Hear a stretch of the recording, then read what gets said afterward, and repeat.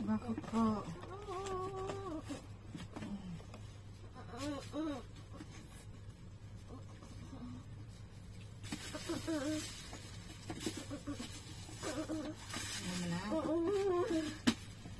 Kawawa naman ang junakis ko.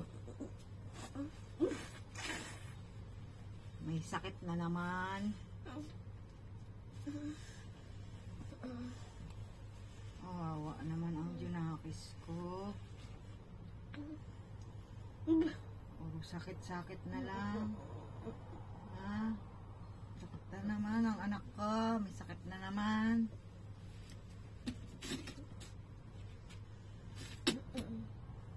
Susugat na naman ang ilong mo sa kapupunas.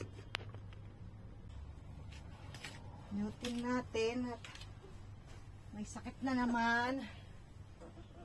Buong buwan na yata na itong January na pag ganyan at magsugat na ang iyong ano na naman. Magsugat na naman yung magsusugat na naman ang iyong ano kamay. Gagasgas na naman yan. Hindi pa nga halos na tutuyo yung sugat mo dati eh. Susugatan mo na naman. Ano no? Alin?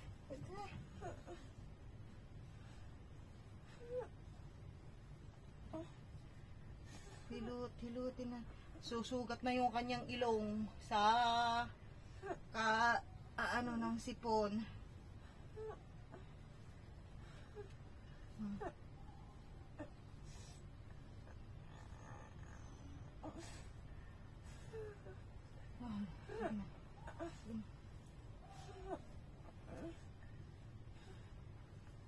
Napakainit, nilalagnat. Kainom na ng gamot kanina ang umaga, kanina tanghali bago ako umalis. So pinainom ko uli ngayon.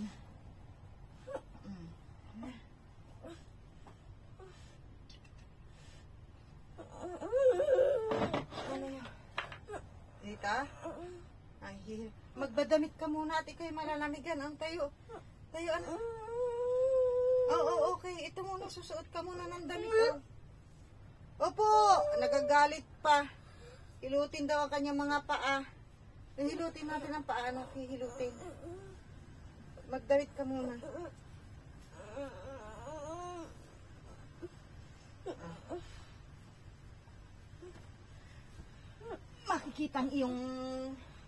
Makikita nilang iyong ano, iyong hiwa sa dibdib.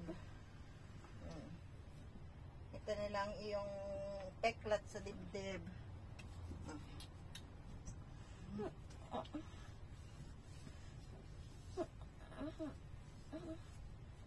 Hindi ko ginamitan ng langis guys at mainit din kasi sa katawan ng langis.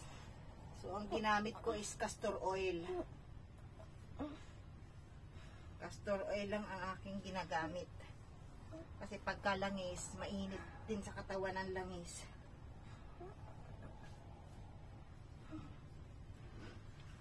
Buti na lang ang aking mga kasamay mababait, no? Kaya pinauwi. Para maalagaan ko naman. Tama na anak, huwag ka na magganyan at susugat na naman ang iyong kamay. Magsusugat na naman yan eh. Gagaling lang ng sugat na dati. Mag-uumpisa na naman. Lalalim ang iyong peklat.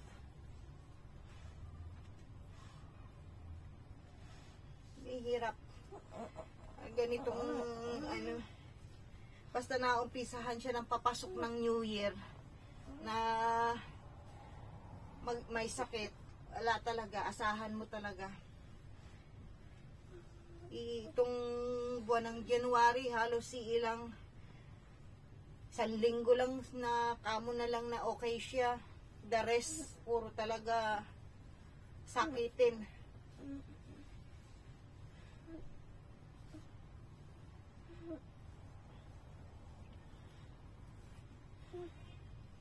Hindi ko na nga, balak ko sana siyang isama kahapon sa trabaho. Sabi ko parang pamamasyal na rin dahil kalahating araw lang din ang aking pasok. Hindi ko na naisama kasi nga umuulan. So mahirap. Hindi ko nga isinama. Pagising naman kaninang umaga, nilalagnat na.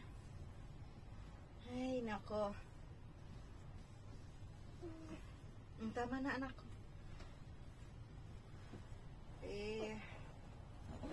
Na tayo magawa, guys. Talagang ganyan.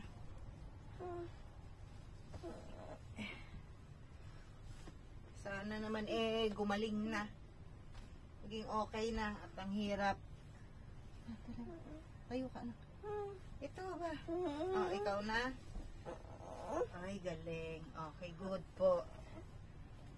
Pagka naman nilalagnat na ganito medyo sa akin is medyo okay yun. Pag ganitong lagnat lang, kaya niya pa rin. Pero yung pagka sa yung matinding sipon talaga at umpisa na yung niya, yung parang nagkaroon ng plema ang baga, yan na. Wala ko talagang tulog magdamag, guys. Tignan ko mamaya kung ako'y makakatulog dito. Hirap pagka ganitong may sakit ang anak. Opo, ayusin ko. Sige na. Magana to.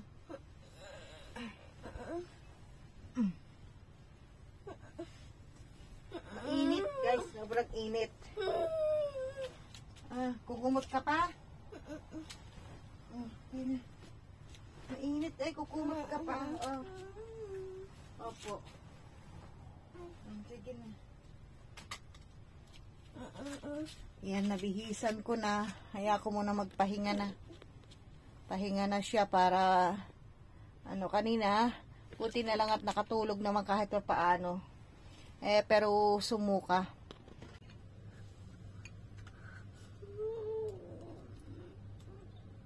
Kain ka't ng lalakas ikaw. Huwag mo nang ganyan yung mo. Mapula na. Pula na naman ang mo. Ano man likot